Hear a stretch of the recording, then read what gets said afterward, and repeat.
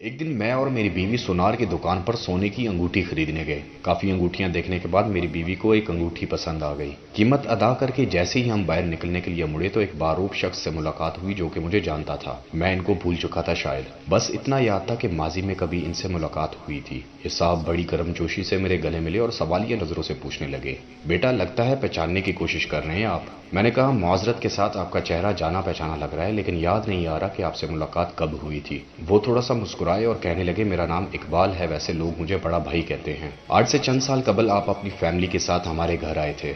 इनकी बात सुनकर मेरा तो सर ही चकरा गया। मेरा रवैया बिल्कुल मौदवाना हो गया। मैं बेख्तियार बोल पड़ा, सब याद आ गया बड़े भाई, सब याद आ गया। मैंने सवाल किया, आप अकेले ही आए हैं या आंटी भी आई हैं? बड़े भाई ने जवाब दिया, जी आंटी भी आई हैं और दूसरे भाई भी आए हैं, वो सामने बैठे हैं, आप इनसे मिल सकते हैं। एक साइड पर देखा तो आंटी बुर्का पहने बैठी थी और साथ ही दूसरे भाई भी खड़े चेहरे पर मुस्कुराहट सजाए मेरी तरफ देख रहे थे। मैंने अपनी बेगम को कहा कि आंटी को सलाम करो, मैं बाद में इनका तारुफ करवाता हूँ। मेरी बेगम गई, आंटी को सलाम किया और आंटी ने बहुत ही अच्छे तरीके से मेरी बीवी के सर पर हाथ फेरा, फिर बहुत ही प्यारे अंदाज में मेरी बीवी को दुआएं दी। मैंने आंटी को बतलाया कि ये मेरी बीवी है और ये मेरा 3 साल का बेटा है। आंटी बहुत खुश हुई और अपने बेटे की तरफ आंखों ही आंखों में इशारा किया, जिसने मेरे बेटे की जेब में 1000 का नोट डाल दिया। मैंने बहुत इसरार किया कि ये गलत है, लेकिन आंटी ना मानी। कुछ इधर उधर की बातों के बाद मैंने आंटी से इधर आने का मकसद पूछा तो आंटी कहने लगी कि अल्लाह ने मेरी बेटी को बेटे की नेमत से नवाजा है, इसलिए बेटी के लिए और उनके अहले खाना के लिए कुछ तोहफे खरीदने आए हैं। मैंने पूछा, आंटी कौन सी बेटी? आपकी तो तमाम बेटियों की शादी हो चुकी थी, सिर्फ एक ही कंवारी थी जिसके रिश्ते के लिए हम लोग आए थे और आप लोगों ने कहा था कि अभी 5 या 10 साल तक शादी का कोई प्रोग्राम नहीं है।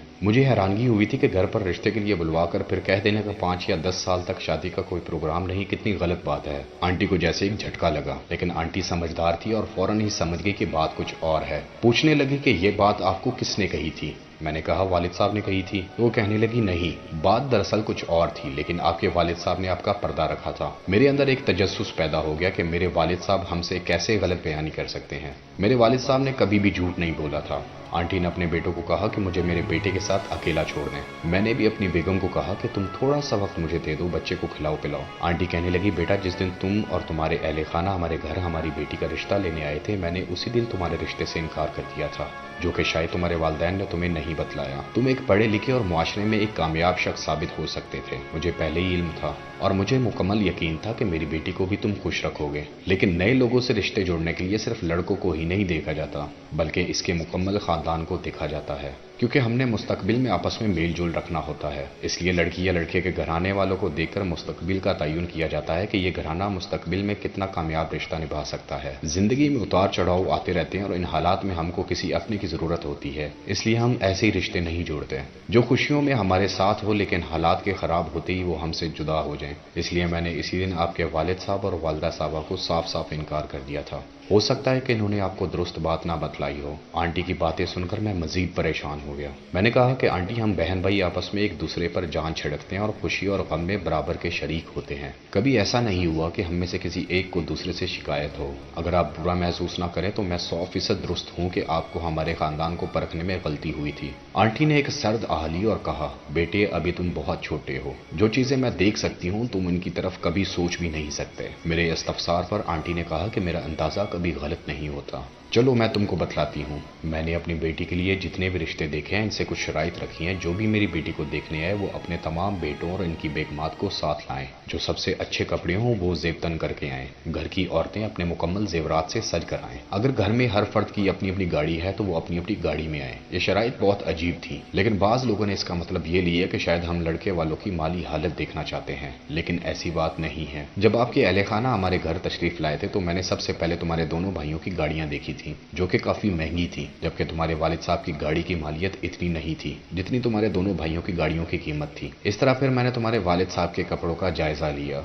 तो मुझे महसूस हुआ कि तुम्हारे भाइयों के जिस्मों पर सजे हुए कपड़े ज्यादा महंगे हैं, और यही हाल तुम्हारे वालिद साहब के जूतों का था। जब मैंने तुम्हारी माँ के जेवरात देखे तो इनकी मिकदार बहुत ही कम थी, जबकि तुम्हारी दोनों भाभीयों के हाथ, बाजू और गले जेवरात से सजे हुए थे। फिर मैंने जब तुम्हारी भाभीयों से पूछा कि घर का खाना कौन पकाता है तो तुम्हारी भाभीयों ने कहा कि हम सब अलग-अलग पकाते हैं और तुम्हारे वालिदैन का खाना तुम्हारी बहन पकाती है। इस तरह मैंने जब पूछा कि बच्चों को स्कूल कौन छोड़ता है तो मुझे पता चला कि तुम्हारे दोनों भाई अपने बच्चों को खुद छोड़ते हैं, जबकि तुम्हारी बहन को तुम्हारे वालिद साहब कॉलेज लेकर जाते हैं। जब मैंने ये हालात देखे और सुने तो मुझे अफसोस हुआ इन बेटों पर जिनके पढ़ाने के लिए बाप ने अपनी सारी जिंदगी गंवा दी। اور اس اولاد کو معاشرے کا کامیاب فرد بنایا۔ لیکن جب اولاد کی باری آئی تو اولاد والد کو سہارا بننے کی بجائے اپنی اپنی زندگی گزارنے پر رضامند ہو گئے۔ تمہارے باپ نے تمہارے لیے بھوک افلاس بھی دیکھا ہوگا، پیدل سفر بھی کیا ہوگا، تمہارے منہ میں نوالا ڈالنے کے لیے بھوک بھی برداشت کی ہوگی، تمہیں اچھا پہنانے کے لیے خود 2-3 سال ایک ہی جوڑے میں بھی گزار دیے ہوں گے۔ لیکن جب اولاد کی باری آئی تو اولاد باپ کو بھول گئی اور اپنی دنیا کی رنگ رلیوں میں مگن ہو گئی۔ تمہارے بھائیوں نے خود تو نئی گاڑی لے لی، لیکن ان کو خیال نہ آیا کہ ہمارا باپ آج بھی اسی پرانی گاڑی میں سفر کیوں کرتا ہے، کیونکہ اس پر ابھی بھی تمہاری بہن کی اور تمہاری ذمہ داری ہے۔ اس کا بھی دل کرتا ہوگا نئے جوتے اور نئے کپڑے پہننے کو، لیکن ہو سکتا ہے اس کی جیب اس چیز کی اجازت نہ دیتی ہو۔ تمہارے بھائیوں کی جیب تو اجازت دیتی تھی کہ اپنے باپ کے لیے اچھا لباس، اچھا جوتا پہلے خریدتے اور اپنے لیے بعد میں، کیونکہ یہ رویہ تمہارے باپ کا تھا۔ جب بھی اس نے کوئی چیز خریدنی چاہی تو پہلے اپنی اولاد کا خیال کیا اور بعد میں اپنا سوچا۔ اس لیے میں نے یہ ساری باتیں اسی دن تمہارے والد سے کر دی تھی۔ ہمیں دنیا کی مال و دولت نہیں چاہیے، ہمیں تو ایسے رشتہ دار چاہیے جو اپنے سے بڑھ کر اپنے رشتہ داروں کو ترجیح دیں، تاکہ کل کو جب ہم نیچے گریں تو ہم کو مزید نیچے دبانے کے بجائے اوپر کو اٹھایا جائے۔ کل کو جب وہ نیچے گرے تو ہم ان کو بھی سہارا دے سکیں۔